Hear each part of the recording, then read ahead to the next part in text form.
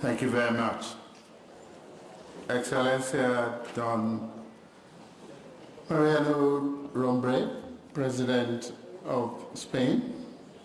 Excellencia Don Alfonso Alonso, Minister of Health, Social Policies and Equality. Excellencia Doña Maria Dolores Cospedal, the President of the Castilla-La Mancha government. Excellencia Don Carmen Quatanilla, I've never seen a woman with so much energy. President of the Commission on Equality and of the Spanish Congress and National President of the Confederation of Families and Women in Rural Areas. Excellencia Doña Rosa Romero, Mayor of this beautiful city. Distinguished guests, ladies and gentlemen, Buenos Aires. It's a great pleasure for me to be in Spain and at this historic city to be part of this historic meeting.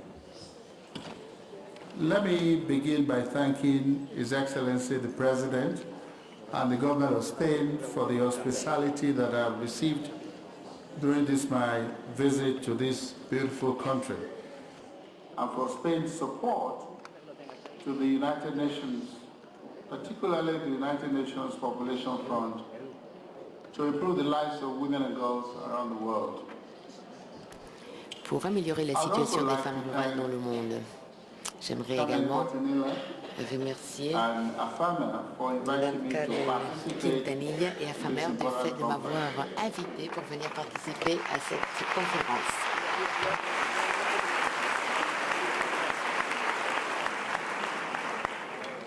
Il s'agit, il est vrai, d'un moment critique pour travailler le développement mondial et surtout l'avancée des femmes de partout dans le monde et en particulier de la femme rurale.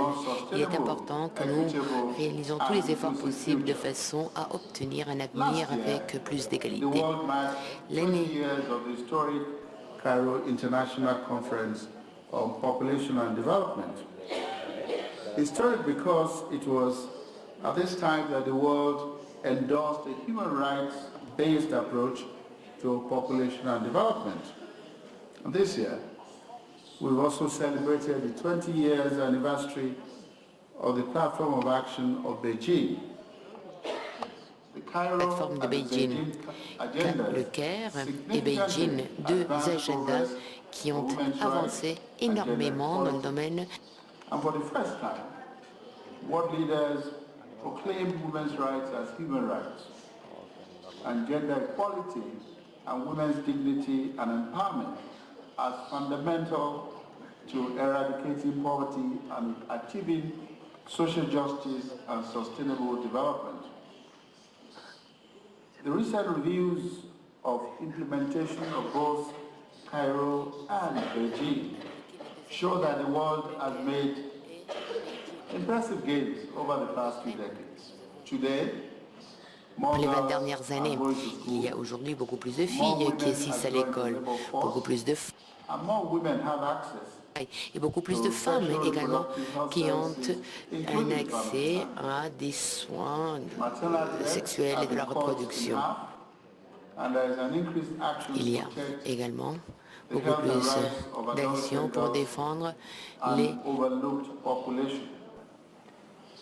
Yet, whilst these trends hold great promise, overall progress has been unacceptably low, with stagnation, even regression in some contexts. In a number of countries, the rights and the autonomy of women and girls are deliberately curtailed. And in no country that I know are women fully equal in political, social, and economic power. Women's rising educational levels and participation in the workforce have not been matched with equal prospects for advancement and equal pay. In the United States, for every dollar a man earns, a woman earns 69 cents. In some parts, 45 cents for the same job. So it is unacceptable, and we have to do something about it. Women remain underrepresented in leadership positions, both in the political sphere and the private sector. In the UK, of the 360 companies quoted on the FTSE, only 14 of them are led by women. And we can go on. And everywhere, and I want to underscore this, violence against women and girls continues to take a devastating toll. And this is a global problem. It is not about any country, it is everywhere. Gender-based discrimination affects all countries, and nowhere are disparities and barriers greater for women and girls than in the rural communities. So it is appropriate that we pay attention to what happens in our rural communities. Our rural communities, particularly in Africa and Asia, women are the ones who sustain those communities. They're the ones who produce the food. They're the ones who look after the children and the husbands. And I think they need to be celebrated, and we need to protect their rights. Right now, as I speak,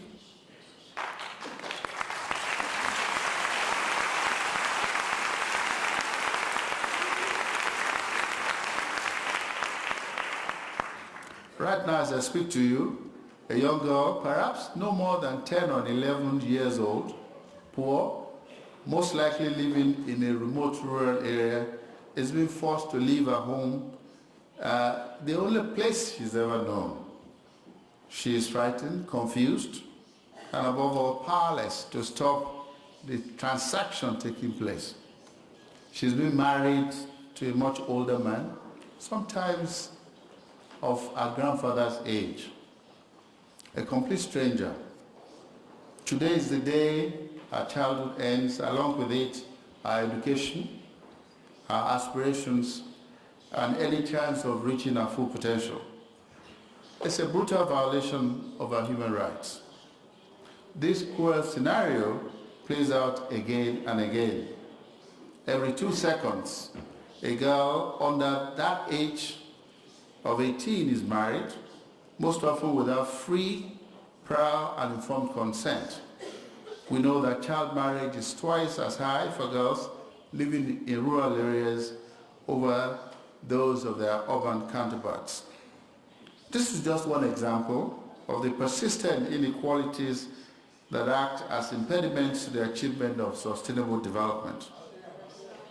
Disparities based on location, age, gender undermine the opportunities open to rural women and young people and their ability to realize their full potential.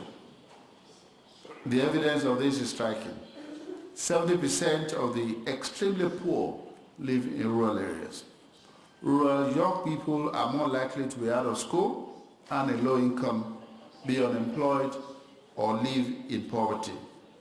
Women in rural communities in developing countries often lack access to social services and land.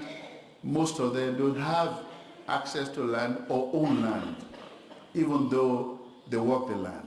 And even though they produce from the land, they don't own the land. And that cannot be accepted.